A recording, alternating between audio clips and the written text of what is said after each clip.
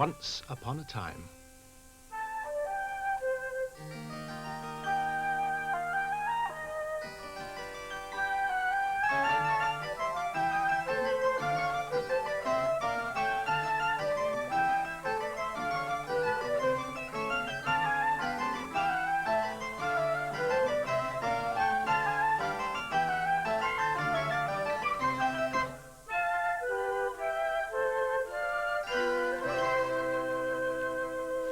Hello, I'm out in the fresh air today, out in the countryside.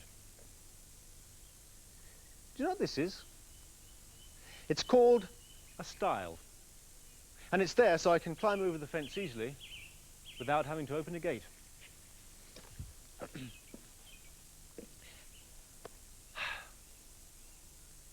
The countryside's so different from the town, isn't it? It's much quieter. Instead of big buildings and shops, there are bushes and hedgerows. And instead of pavements, there are footpaths. And instead of busy roads, there are fields. And the noises we hear are not the noise of traffic, big cars, lorries, buses, things like that. But the sounds of birds, up in the treetops, down in the long grass, and in the hedgerows. And up in the sky, of course.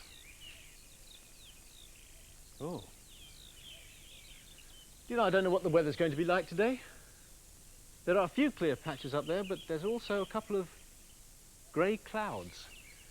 Usually when there are grey clouds around, it means it's going to rain. Well, if it does rain out here, I shall have to find some shelter. Yeah, it won't be very easy for me, though. It's easy for the birds because they're much smaller than I am and they can hide under the leaves or under the bushes. And of course they know the best places. Because just as you know where to find what you want in your house, they know where to find what they need in the countryside. It's their home. Of course, you don't need to live in the countryside to see a bird, or to know what one looks like. I'll see if I can make a picture of a bird. Yes, well, let's do a bird that's flying. Give him a nice round head and a beak and 2 wings, of course. 1, 2. Look a bit small. Let's put more feathers on the wing. Some tail feathers, perhaps. 1, 2, 3. A couple down here.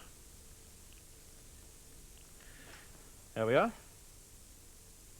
And let's make another little bird down here, just standing on the ground.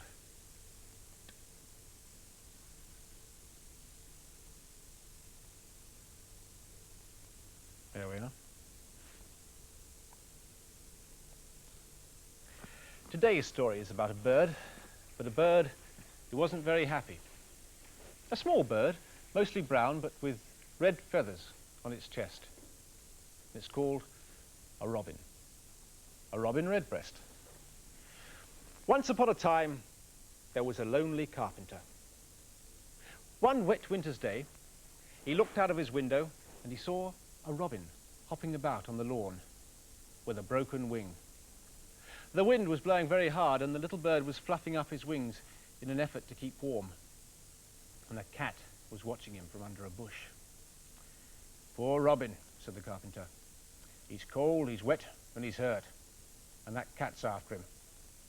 So he went out into the garden and chased the cat away and then carried the little robin gently into his tool shed. "I'll make you a cage, little robin," he said to the bird. And so he got his hammer and some nails and some wood, and he nailed the pieces of wood together and made a little cage for the bird. And then he hung the cage outside his window. And all winter he fed and cared for the bird, until one day he saw that his wing was better. The bird was so happy that he began to sing, and the carpenter listened. How beautiful, he thought. But then the bird stopped singing, and he put his head under his wing and looked very sad. I'm used to being alone, said the carpenter, but you need to be free, little robin. And so he opened the cage door, and the bird flew away. The next spring, while the carpenter was hammering away at his workbench, all by himself as usual, he heard singing outside his window.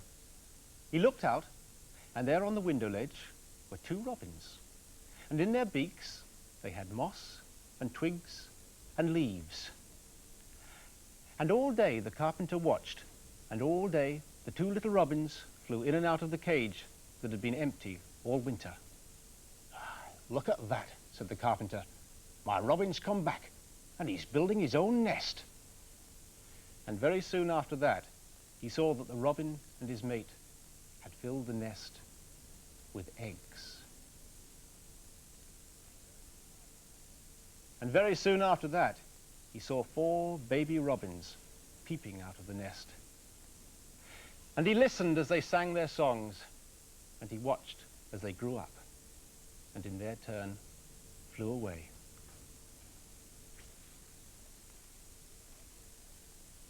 But when winter came, his robin came back. And every winter afterwards, he sang to the carpenter through the cold and the wind and the rain. I think it must be very difficult to build a nest. I don't think I could do it. But of course, there are lots of things that I can do and you can do that a robin can't.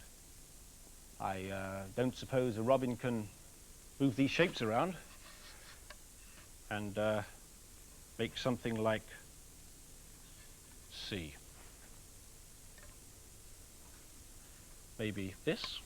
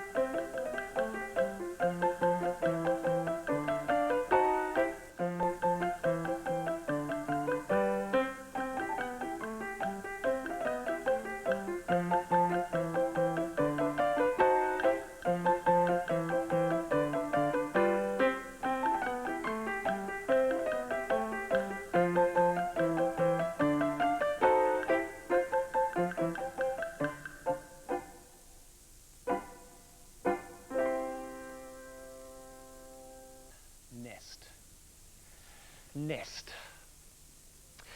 I've been trying to think of some words that sound like nest, so I can make up a little poem.